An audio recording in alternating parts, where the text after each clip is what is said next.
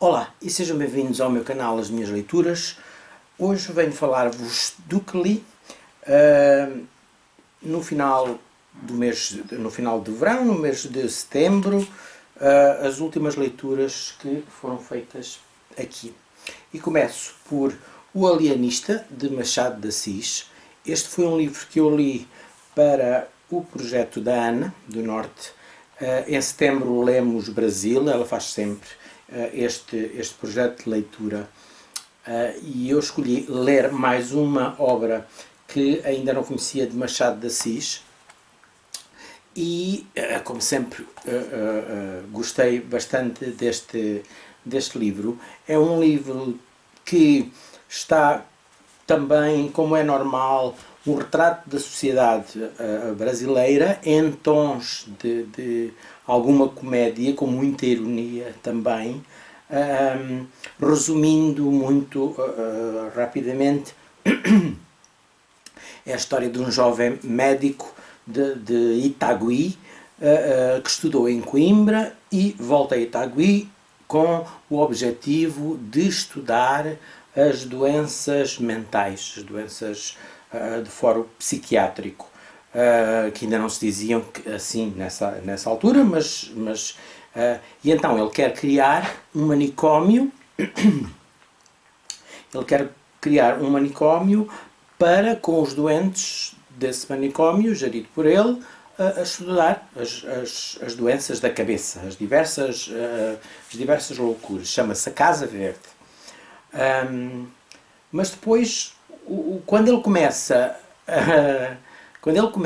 a arranjar, a internar pessoas, ou internar doentes, torna-se quase também uma loucura, porque ele começa a internar todos os que se atravessam no seu caminho e tenham alguma atitude diferente. Interna uns porque têm a mania de rezar, interna outros porque são vaidosos, outros porque são demasiadamente gentis, outros porque emprestam dinheiro, pelas razões assim mais simples, até acaba por internar a própria esposa, a própria mulher também. E aqui o autor, o Machado de Assis, chega quer e discute com esta obra, discute se o alienista, o médico, o psiquiatra, não será o alienado, o louco da história. E é um livro muito pequenino, só tem para aí 100 páginas, uma coisa assim, 100 páginas. Mas está muito bem escrito, como Machado de Assis escreve muito bem, e a história é muito engraçada. Pode ser lida como um livro assim mais leve, ou podemos pensar um bocadinho também, usar a massa cinzenta e pensar um bocadinho e chegar a algumas conclusões também que se podem tirar aqui neste livro de Machado de Assis. Um livro que eu dei 4 estrelas, gosto bastante. Se ainda não leram, é mais uma obra de Machado de Assis que eu aconselho. Reli um dos meus livros favoritos, e um dos meus livros favoritos é O Vento nos Salgueiros. Eu tinha esta edição que comprei o ano passado, uma edição muito bonita em inglês, com ilustrações do Chris Dunn. As ilustrações são lindíssimas. Eu depois vou passar aqui, enquanto falo, vou passar algumas das ilustrações para vocês verem. Eu tinha lido este livro, tinha lido há muito tempo, por isso havia muitos pormenores que já não me lembrava. E então decidi, para esta leitura, aprofundar um bocadinho mais sobre este livro e tentar conhecer como é que foi escrito, por quem é que foi escrito, porquê.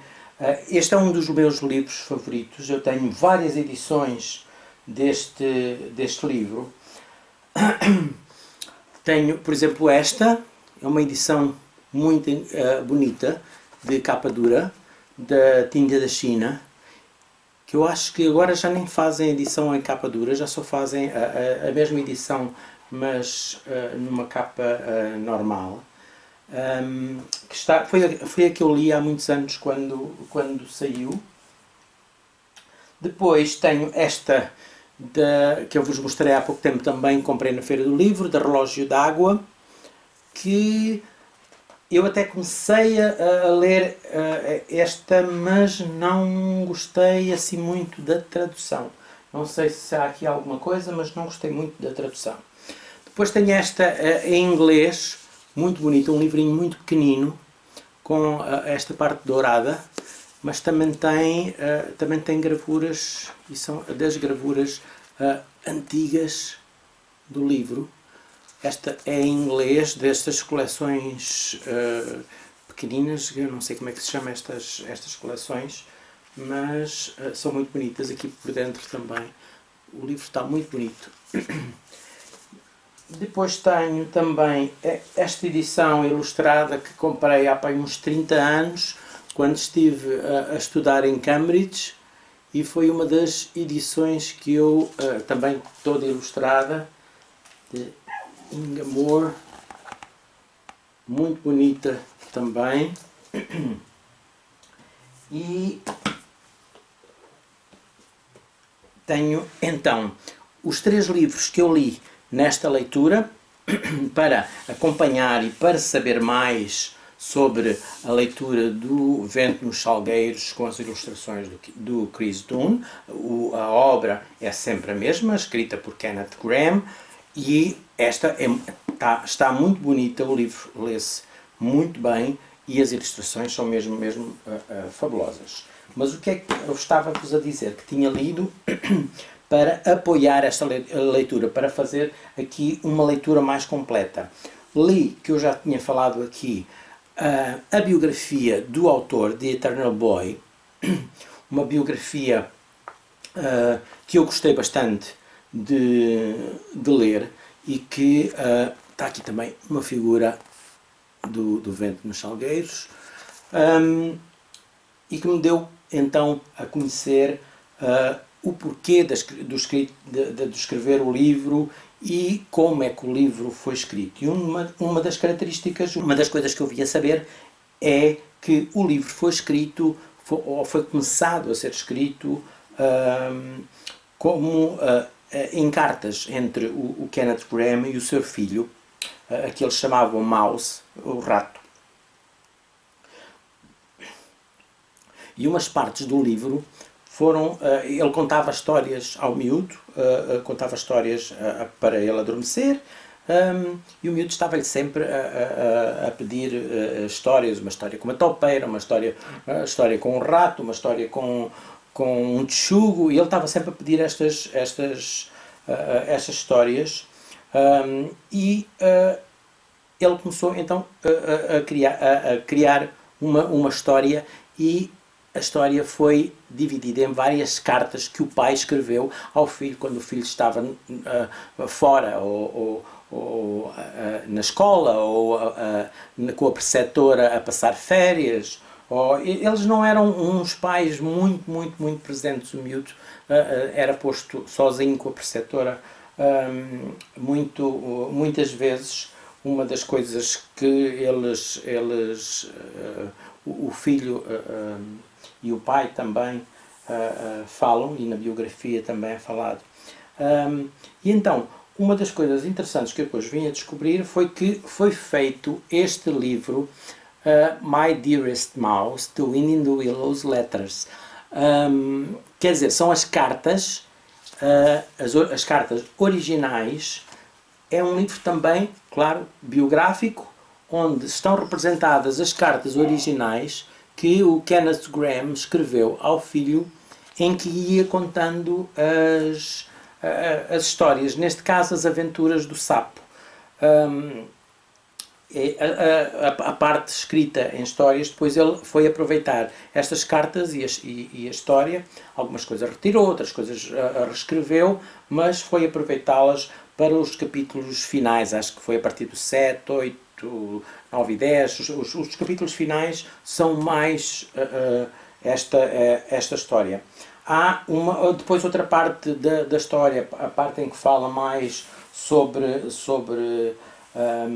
o rato, sobre a topeira, sobre o estar em casa. São contos muito emotivos também e sobre o que é ter uma casa, sobre os animais que partem todos os anos nas suas viagens migratórias e sobre o sair e deixar tudo e voltar e regressar. Todas estas, há muitos assuntos interessantes que as quatro personagens, o rato d'água, a topeira, o texugo e o sapo,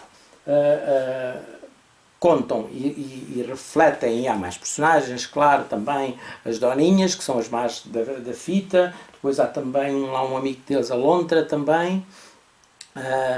São personagens muito interessantes, as histórias são muito interessantes e estão belíssimamente bem escritas. Especialmente há aqui 3 ou 4 capítulos que eu chamo os capítulos mais adultos, mais sérios, se quisermos ler com esse olhar já de adulto, mas são capítulos muito, muito bons, muito interessantes e muito bem escritos. Por isso, outra vez 5 estrelas. Este livro é um dos livros da minha vida e é uma obra biográfica, sem falar, em que os 4 personagens têm muito do que se passou com a vida do autor. Por isso, estes 3 livros enriqueceram muito a leitura do Vento nos Salgueiros e li então este livro, My Dearest Mouse, o livro das cartas originais, em que eles depois são explicadas várias coisas também sobre o processo da escrita e sobre o que estava a acontecer quando o livro foi escrito, e também, claro, a biografia Eternal Boy de Matthew Dennison, o livro que conta a história da vida do autor, que teve uma vida não foi uma vida muito feliz, porque ele teve vários acontecimentos, mas mostra bem como é que a sua personalidade muito introspectiva, muito solitária, foi transmitida nestes 4 personagens, especialmente na personagem do rato de topeira e do texugo. O sapo, que é assim um bocadinho mais louco, ele diz que foi baseado um bocadinho no filho e é muito mais, uma personagem muito mais infantil. Não sei se já leram este livro, se conhecem os personagens, se conhecem alguma a história. Também houve em tempos, quando eu era mais novo, houve uma série de televisão também bastante engraçada e muito bem feita, inglesa. Por isso é um livro que eu mais tarde ou mais cedo vou sempre voltar a ele, porque é um dos meus livros favoritos. Ainda sobre o Vento nos Salgueiros, tenho também para ler, agora no mês de Natal, The Willows at Christmas, um livro com os mesmos personagens do Vento nos Salgueiros, mas que foi escrito por William Hornwood. Este William Hornwood escreveu, é um autor de livros infantis, de livros para crianças, juvenis, e ele escreveu mais 4 livros com os personagens do Vento nos Salgueiros, e eu quero ver como é que são estes livros. Ainda não li nenhum, mas este irei ler agora na altura do Natal, porque ele é um livro natalício, acho que é o primeiro de 4, por isso vou ler também este brevemente. Depois, li um livro que já queria ler há muito, muito tempo, um livro muito interessante, que eu gostei bastante de ler, e que agora até estou a ver o filme. Vi hoje metade do filme e quero ver o resto agora, porque estava bastante interessado em ver.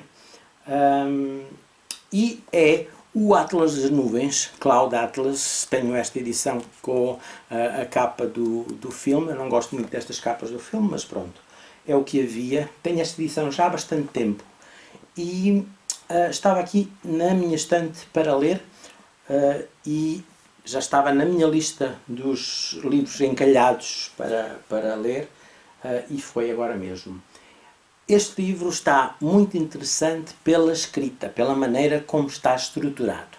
A história, até algumas histórias... Este livro é composto por 6 histórias que estão todas interligadas. 6 histórias passadas em tempos diferentes, com diferentes personagens, mas que têm alguns pontos em comum e a maneira como as várias histórias que fazem uma história completa estão contadas está bastante, de uma forma bastante inteligente, de uma forma bastante curiosa e original. Esta primeira história é uma história passada no sul do Oceano Pacífico, nas Ilhas Chatham, em 1849, e não querendo dar spoilers, é uma história passada nos tempos em que, fim do século XIX, é uma história passada ainda com indígenas e trata também numa viagem numa caravela, o que se passou durante a viagem, é bastante interessante, com um escravo também, muito, muito interessante. E a história fica a meio. Esta história fica a meio.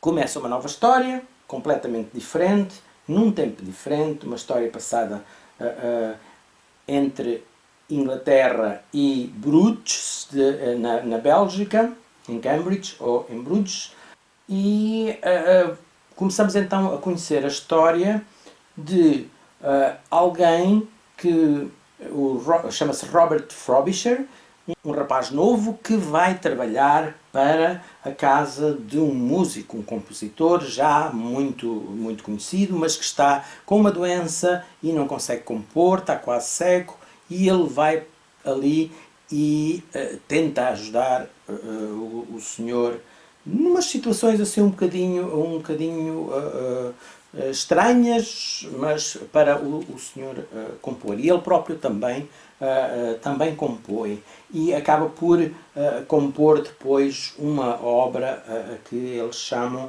o Sexteto Cloud Atlas. Entretanto, ele está a ler a história do que aconteceu ao outro no Oceano Pacífico, num livro que ele encontra na biblioteca da casa onde está, uma casa daquelas casas grandes de campo, e a ligação é essa, ele está a ler. Esta parte, e ele vai falando, e esta parte é um romance epistolar. É escrito, toda a história que nós conhecemos, é escrito por cartas que ele está a escrever a um antigo conhecido dele que se chama Rufus Sixsmith. A história também fica a meio, sempre em pontos que nos deixam curiosos por saber o que é que se passou a seguir, e passamos à terceira história. Terceira história, São Francisco, nos Estados Unidos, em 1973, e vamos então conhecer este senhor, o Rufus Sixsmith, que o outro escrevia as cartas, mas já muito mais velho. Enquanto a outra história do compositor e do rapaz que vai trabalhar para ele se passa em 1936, esta já se passa em 1973, por isso o Rufus já é velho, e aqui a personagem principal é a Louisa Rey, que é uma jornalista, e toda esta história é escrita como se fosse um mistério quase policial, de investigação. Há ali uma pasta com um documento que é roubado e que depois há uns atentados. É todo é todo escrito em maneira policial. E as cartas que contam a história anterior são lidas pela Louisa Rey, nesta história. Por isso, aqui começamos logo a ver que o narrador de uma história é o personagem principal da história seguinte, o que está bastante engraçado. Depois, passamos à quarta. Esta história também fica a meio. E passamos à quarta história, neste caso escrita como quase uma comédia, uma coisa assim um bocadinho mais esquisita, e aqui a história da Louisa Rey é contada por Timothy Cavendish, que tem esta narrativa escrita como se fosse um livro, porque ele é editor. É editor e acontecem várias coisas e ele é levado sem querer para um asilo e é quase preso dentro do asilo e depois conta a história da fuga dele, sem querer contar mais nada. Quarta história, também a meio. Quinta história, para mim uma das mais interessantes.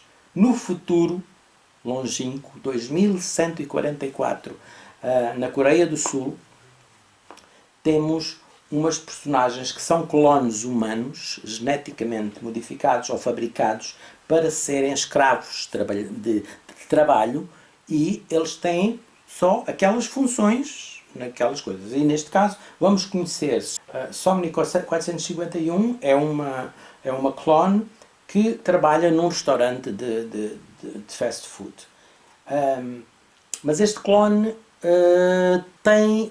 não é tão maquinal como os outros. Primeiro, ela também tem até uma amiga que começa a despertar, e ela também é bastante curiosa, sobretudo sobre o mundo que se passa lá fora, porque elas estão fechadas a vida toda naquele restaurante, dormem, acordam, comem e ficam naquele restaurante.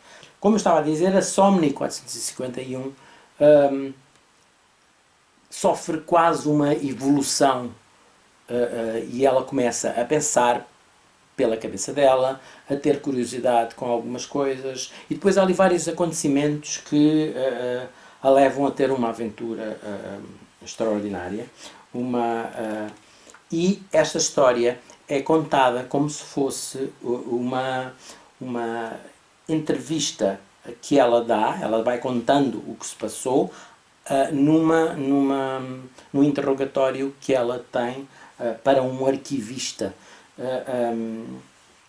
que quer que a história dela permaneça para o futuro. Não sabemos porquê, porque é que é importante, mas é o que acontece. Mas esta história é bastante interessante. É uma história, uma distopia, uma coisa mais científica, mas bastante interessante. Uma das melhores partes uma das melhores histórias é esta parte da Somni 451. Esta história também fica interrompida, ficamos ali a meio, num momento em que ficamos curiosos por saber o que é que acontece, e passamos para outra história. Uma história passada numa grande ilha, que depois vamos a saber que são as Ilhas Havaianas, e é passada 106 invernos após a queda. Eles falam numa queda. É passado no planeta Terra, o ano que não nos é dito, mas depois é-nos confirmado em 2321, num planeta Terra já pós-apocalíptico. Vamos conhecer a sociedade primitiva e vamos conhecer Zachary. Zachary é um homem que é um pastor de cabras e cuja família é ameaçada por uma tribo muito violenta, que os ataca. Mas o que é interessante nesta história é a presença, aparece uma mulher de uma civilização muito tecnologicamente muito avançada, e ela vai ali, vai viver na casa do Zachary como se fosse para estudar os modos deles. Mas não é bem isso que ela vai fazer, porque há uma estação de comunicações que está desativada e ela quer ir conhecer essa estação. Várias coisas acontecem. É uma história muito boa também, e é uma história que esta é a história central. É a história que começa e termina. Não se volta a ela. É uma história que depois vamos saber o que é que acontece com o Zachary, o que é que acontece com a Meronim, que é a senhora mais avançada, a mulher mais avançada que vai viver com eles, e toda a sua tribo, e mesmo a outra tribo mais violenta. Esta história começa e tem princípio, meio e fim. E depois vamos ter vamos outra vez para as 5 histórias anteriores que serão contadas como numa ordem invertida. Vamos então ver o que é que aconteceu até o final à história da Somni 45. Ainda me faltou dizer o que é que liga a história do Zachary à história anterior. Então, para o povo do Zachary, que eles chamam o povo do Vale, eles, a deusa para a qual eles rezam e para a qual eles têm como uma deusa maior, é nada mais do que a Somni 451. E depois a história e a explicação vai ser dada ao Zachary pela Meronim, que lhes vai dizer que ela não era senão, não era deusa nenhuma, que foi endeusada. Essa história está bastante interessante também. Mas depois voltamos atrás e vamos então ver como é que termina a história da Somni 451. E depois voltamos atrás e vamos ver como é que termina a história do editor de livros que é preso num asilo pelo irmão. E depois voltamos atrás e vamos ver como é que termina a história da investigadora, da jornalista Luísa Rey, e sobre o manuscrito que é perdido e o assassínio que há ali. E depois voltamos atrás e vamos outra vez e saber o que é que acontece à história de Robert Frobisher, o rapaz que está a trabalhar numa casa senhorial na Bélgica, na casa de um compositor doente. E depois voltamos então à história do início e vamos saber como é que terminou a história de Adam Ewing, o advogado que está nas Ilhas Chatham, na Nova Zelândia, e que vai navegar num barco e que vai tentar salvar um escravo. Toda esta estrutura, estão a ver, é muito interessante. As histórias também são histórias interessantes. Foi feito o livro, como eu já vos disse, em 2012, Cloud Atlas, que eu duvido muito. Eu lembro-me que vi o livro, não achei graça, fiquei curioso com a história.